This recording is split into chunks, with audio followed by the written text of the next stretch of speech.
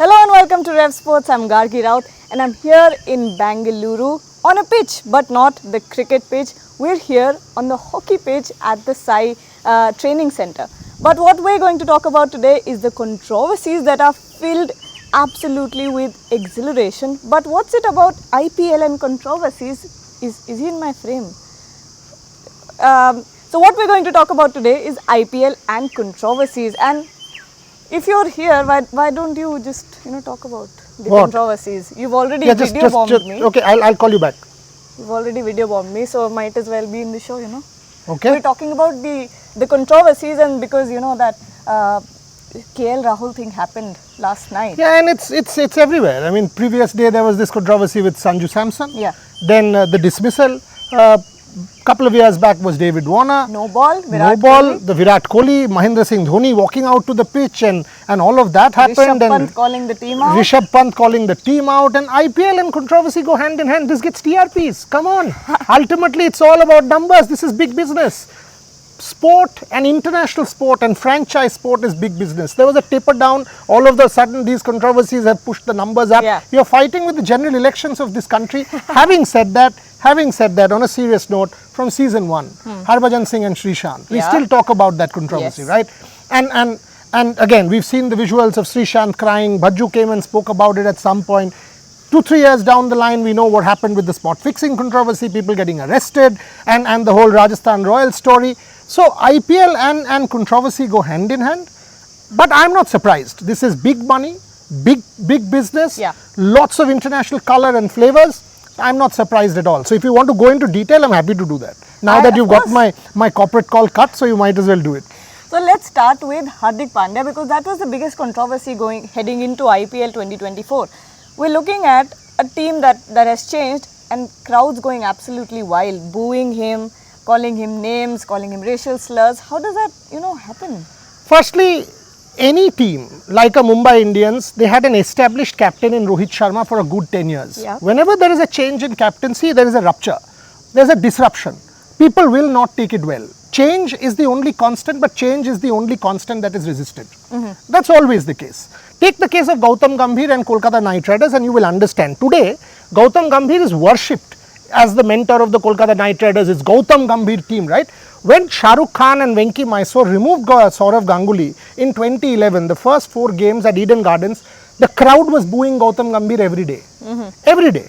The question was, can Gautam Gambhir come and fill Saurav Ganguly's shoes, Kolkata's biggest icon?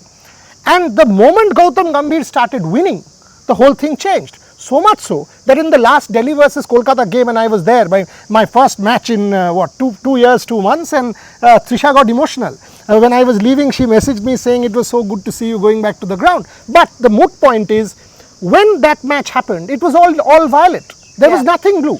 So it was Kolkata Knight Riders, the institution, that was winning that game in terms of support, not Saurav Ganguly, the individual, despite being Bengal's best son. Yeah. This is how sport is. So if Mumbai Indians had started to win, all these slurs would have gone out of the window. Absolutely. Having said that, there is another controversy saying, a newspaper article that Hardik Pandya's way of captaincy, people have complained, etc. Listen. Mumbai Indians was used to a particular style of captaincy, and I've spoken to Mumbai Indians sources, by the way, multiple sources, and they confirmed to me that this is a new style of captaincy. People take time to get used to it, and it'll happen. It'll happen. Give Hardik a year or 2. I'm sure the Mumbai Indians franchise has a longer term vision for Hardik Pandya, and it will get okay because they are a franchise which will get their act together.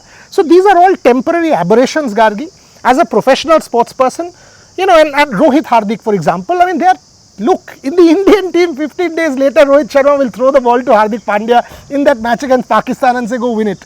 That's how international sport is. Fans get wild, and and the car. By the way, there's a new one. Rohit Sharma landing, let me answer that as well. That Rohit Sharma landing in Calcutta gets going in a different car. Oh, there's a massive rift between the players. Sorry, I've spoken to Devang Himjiani, in whose car Rohit Sharma travelled, and I'm putting it on record. Devang, we've spoken about it, it was Devang's car, and Rohit Sharma and Devang had a personal meeting to attend soon after the team landed in Calcutta. That's what they did. End of story. So, fans love this, and it gets you numbers, it gets us viewership. So all of us do all of these things, but so be it. There's an interesting tweet that I read this morning, and it said with the KL Rahul video going around, and it said pros of IPL, the money, cons of IPL, the money. And true, that's international sport. Yeah. Take Champions League. You win Champions League 5 times, big international. Will this happen in volleyball? No. Will this happen in swimming? Will this happen in water polo? Will this happen in equity? Nobody cares. Will there be 35 cameras on the pitch to capture this for a water polo game? No. There will not even be one YouTube camera, leave alone 35 or 40 cameras. So when you're talking about big money sport, 50,000 crores invested, this is going to be part and parcel. Today it's Sanjiv, Goenka and KL Rahul. Tomorrow it will be some other player and some other player. That's how it is. You know, and all of these things will keep happening in international sport. I am frankly not concerned. But this is news. You have the Prime Minister of India and 25-30 Chief Ministers hogging the limelight with the elections. Where is IPL in the larger schema? Do one of these things, you will get some limelight. But what is it about IPL is what I am most curious about. Because in no other international match would you see, was it Robman Paul or Andre Russell throwing a bat at Mitchell Starc? No, but you will see that in every sport. I mean, in English football, racial slurs are abused every second match. You will see multiple different crowd disturbances. I was at a Man City Man U game, and after the match, one was scared for one's life because every pub was attacked. So if it's international sport, go check American baseball. You will see that all the time. If you see high pressure international sport where there is big money, big corporates, big stakes, you will see this everywhere. And it's only natural because look, these are 25, 30-year-old people and we think they are gods. They are not. And that's what we've written in our, they are entitled individuals who come with a certain ego. They get huge amount of money. They are also accountable. These owners get passionate about it because it's their team. No one's defending anyone. I'm not defending Sanjiv, Goenka or KL Rahul here.